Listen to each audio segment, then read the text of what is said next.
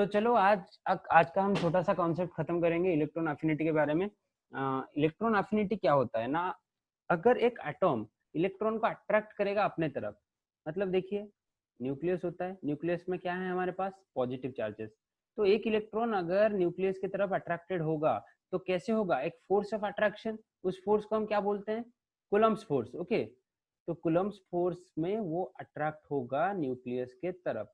अगर कोई atom electron को ज्यादा अफिनिटी से, मतलब ज्यादा अट्रैक्शन से खुद की तरफ लाता है, तो उसको हम बोलेंगे मोर इलेक्ट्रॉन अफिनिटी वाला एटॉम, मतलब उसका इलेक्ट्रॉन अफिनिटी ज्यादा होगा। अगर कोई कम अट्रैक्शन से खुद की तरफ लाता है तो उसका इलेक्ट्रॉन अफिनिटी कम होगा। फिर इलेक्ट्रॉन गेन एंथैल्पी क्या होता है ना, एक एटॉम को एक इलेक्ट्रॉन गेन करने के लिए, पूरा आयनाइजेशन एनर्जी का उल्टा है ये, यहाँ पर एक एटम, न्यूट्रल गैसियस एटॉम को एक इलेक्ट्रॉन गेन करने के लिए जितना एनर्जी चाहिए होता है उसको हम बोलते हैं इलेक्ट्रॉन गेन एंथैल्पी। तो यहाँ पर आप लिख सकते हैं अपने कॉपी में कि when an gaseous neutral atom gets an electron and converted to an anion, then it is called electron gain enthalpy of that atom. Okay, then it is called electron gain enthalpy of that atom. जल्दी लिखिए, तो उसके नीचे ये वाला equation लिखिए। और electron affinity के डेफिनेशन में क्या लिख सकते हैं आप, the energy liberated when an electron is added to a neutral gaseous atom, उसको हम बोले electron affinity. Electron affinity is denoted as A and electron gain enthalpy is denoted as del EGH. Okay, same code uncle, देखिए वो। Okay, तो यहां पर देखिए, तो इलेक्ट्रॉन गेन एंथैल्पी का एक फॉर्मूला है अपने पास, वो है del H is equal to minus A minus 5/2 RT। और यहाँ पर R क्या है ना, यूनिवर्सल गैस कांस्टेंट है जिसका वैल्यू आपको पता है।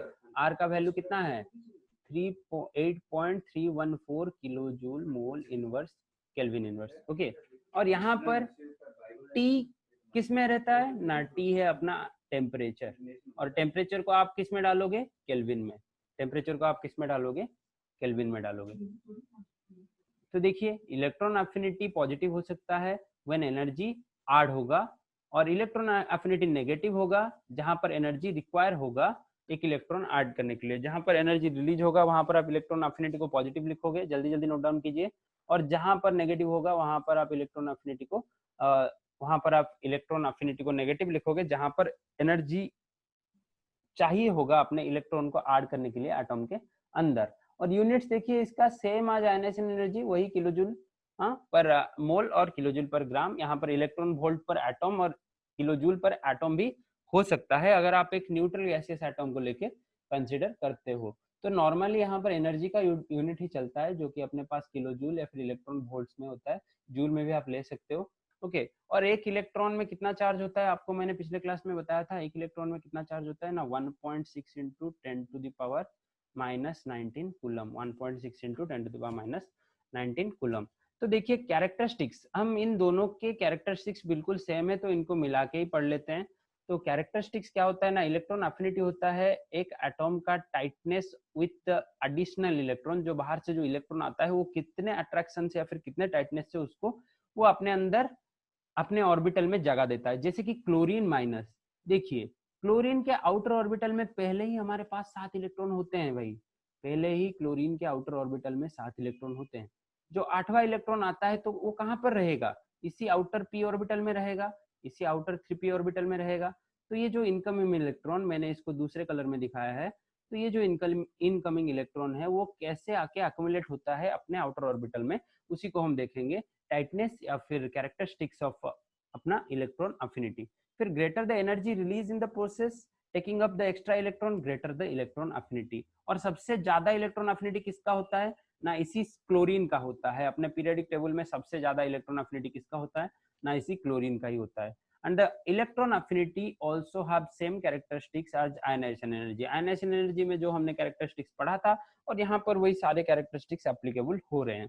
तो electron gain enthalpies of noble gases, electron gain enthalpies of noble gases has positive values. Okay, because noble gases में आपको पता है कि वो react नहीं करते, वो इलेक्ट्रॉन नहीं ऐड होने देते अपने में. नोबेल गैस कौन है? हीलियम, नियन, क्रिप्टन, रेडन, जेनन. ओके, ये सब में आप इलेक्ट्रॉन ऐड नहीं कर सकते, उनका इलेक्ट्रॉन गेन एंथैल्पी बहुत ही हाई होता है और बहुत ही पॉजिटिव होता है. तो इसीलिए आप यहाँ पर इलेक्ट्रॉन ऐड करना मुश्किल है, बिकॉज ये नॉन रिएक्टिव मेटल है. इसलिए तो हमने इन्हें नोबेल वाला नोबेल बताया. ये बहुत अच्छे लोग हैं, ये किसी के साथ रिएक्ट नहीं करते. नॉर्मली जेनॉन और क्रिप्टन कुछ कुछ कंपाउंड बनाते हैं, वो फिर ड्रास्टिक कंडीशन में, ड्रास्टिक कंडीशन मतलब हम लेते हैं हाई टेम्परेचर और हाई प्रेशर वाला कंडीशन. ओके, तो क्या चैट बॉक्स में किसने मैसेज डाला? Sir please raise. Okay, my voice is not audible guys. Anyone speak up. अरे वॉइस नहीं सुनाई दे रहा क्या आपको? हेलो सर, थोड़ा स्लो हो रहा है, थोड़ा जोर से. अभी थोड़ा लो हो रहा है, अभी भी? Yes sir. ओके, तो थोड़ा जोर से करते हैं. चलो, तो यहाँ पर हमने जो पांचवा पॉइंट देखा, ये क्या है ना? Electron gain enthalpy. अगर आप दूसरा इलेक्ट्रॉन ऐड करोगे, पहला इलेक्ट्रॉन ऐड करने के बाद अगर आप एक एटम के साथ दूसरा इलेक्ट्रॉन ऐड करोगे, तो वहां पर जो सक्सेसिव इलेक्ट्रॉन गेन एंथैल्पी वो हाईली पॉजिटिव होगा, बिकॉज दूसरा इलेक्ट्रॉन ऐड करना बहुत ही मुश्किल होता है. और ये क्यों होगा ना? इंटर इलेक्ट्रॉनिक रिपल्सन, पहले से वहां पर इलेक्ट्रॉन मौजूद हैं और इलेक्ट्रॉन होता है नेगेटिव चार्ज, और दूसरा इलेक्ट्रॉन अगर नेगेटिव चार्ज आया तो आपको पता है कि सेम सेम चार्ज के अंदर रिपल्सन होता है, सेम सेम चार्ज के अंदर रिपल्सन होता है. तो एक इलेक्ट्रॉन अगर पहले से एडेड है और वहां पर आप दूसरा इलेक्ट्रॉन लाके ऐड करते हो, तो वहां पर अपना इलेक्ट्रॉन गेन एंथैल्पी हमेशा के लिए पॉजिटिव आ जाएगा. अगर आप ऐड नहीं करते हो, और नॉर्मली वहीं पर रखते हो, तो वो पॉजिटिव आएगा कि नेगेटिव आएगा न्यूट्रल एटम में, वो डिसाइड करेगा वो खुद अपना एटम. अगर वो एटम होगा एक हाईली इलेक्ट्रॉन अफिनिटी वाला एटम जिसके पास एक इलेक्ट्रॉन डेफिशिएंट है, तो वो जल्दी से इलेक्ट्रॉन को ले लेगा और उसका इलेक्ट्रॉन अफिनिटी नेगेटिव में आ जाएगा.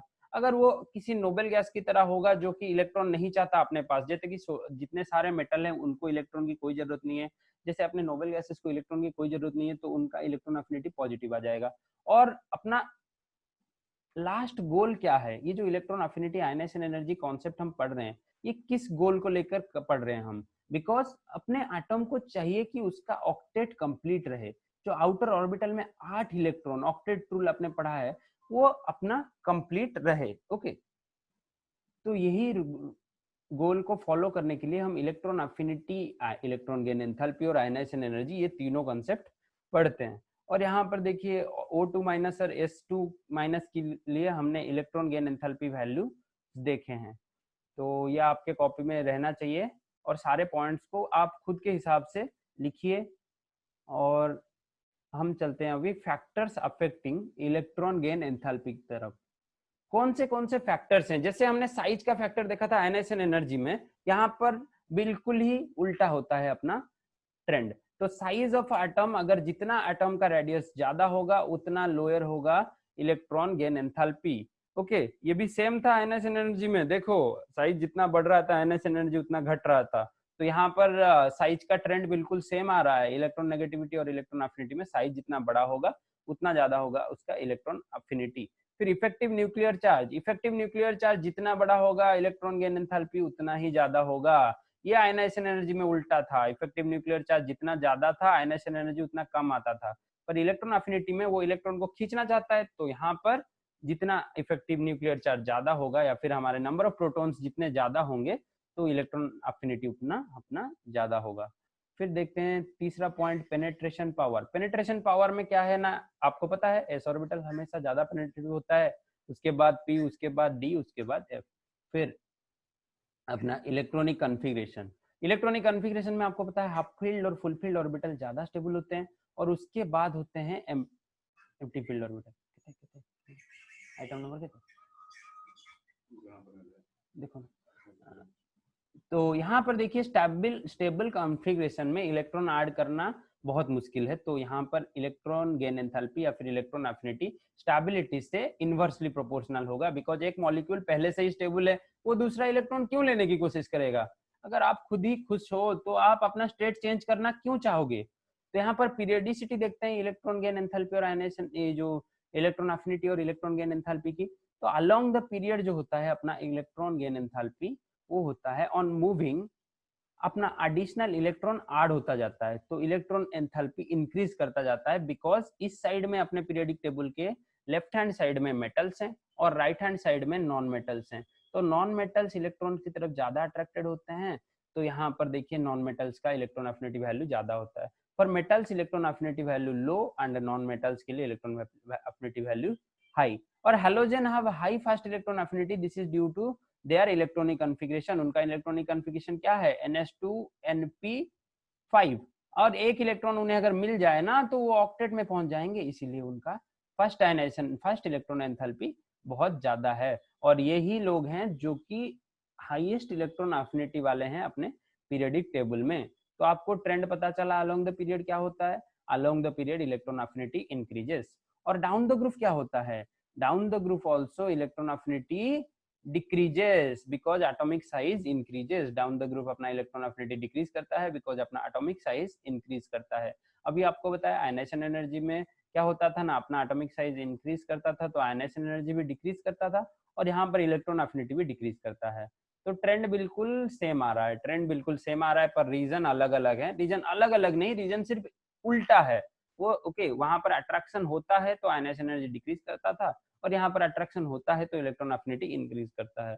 और वो आयनेशन एनर्जी वाला पार्ट मेटल्स के लिए बहुत ज्यादा वैलिड था, और ये इलेक्ट्रॉन एफिनिटी वाला पार्ट हम नॉन मेटल के लिए लगाते हैं। ओके, और सर सेमी मेटल्स के लिए क्या करें? सेमी मेटल्स के लिए हम दोनों ही कॉन्सेप्ट लगाते हैं, आयनेशन एनर्जी और electron affinity, electron gain enthalpy, ये दोनों ही कॉन्सेप्ट हम लगाते हैं। तो ये वाला ट्रेंड आप अच्छे से पढ़िए। तो आज के क्लास में हमने सिर्फ एक ही प्रॉपर्टी कवर किया है, धीरे धीरे ले जा रहा हूँ ये वाला पार्ट। आप अगर जोर से जाएंगे तो क्वेश्चंस नहीं सॉल्व कर पाएंगे, क्वेश्चंस नहीं सॉल्व कर पाएंगे आगे जो आप लोग कॉम्पिटिटिव देने वाले हैं, इसके लिए ये पार्ट बहुत इंपॉर्टेंट है।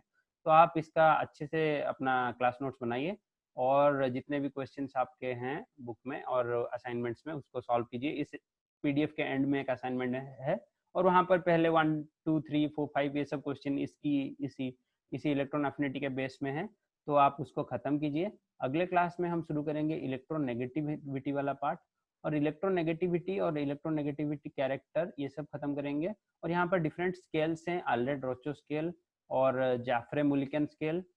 मुल्लिकन कौन है? जिसने इलेक्ट्रॉन का मास डेवलप किया था अपने लिए, इलेक्ट्रॉन का मास जिसने पहली बार अपन को दिया था। उसके बाद हम इलेक्ट्रॉन नेगेटिविटी का डायगोनल रिलेशनशिप देखेंगे, ये बहुत ही इंपॉर्टेंट है अपने एंट्रेंस पॉइंट ऑफ व्यू से। और ये अपना क्वेश्चन है, देखिए पहले आप कुछ क्वेश्चन यहाँ पर कर पाएंगे, 4 number question very very important है। ओके, सारे क्वेश्चन अटेम्प्ट कीजिए और अगले क्लास में मिलिए। होपफुली कल या परसों आपका नेक्स्ट क्लास रहेगा। तो चलिए, और कुछ है तो बोलना है, तो कुछ डाउट्स स्पॉट्स हैं तो पूछ लीजिए, नहीं तो क्लास खत्म करते हैं।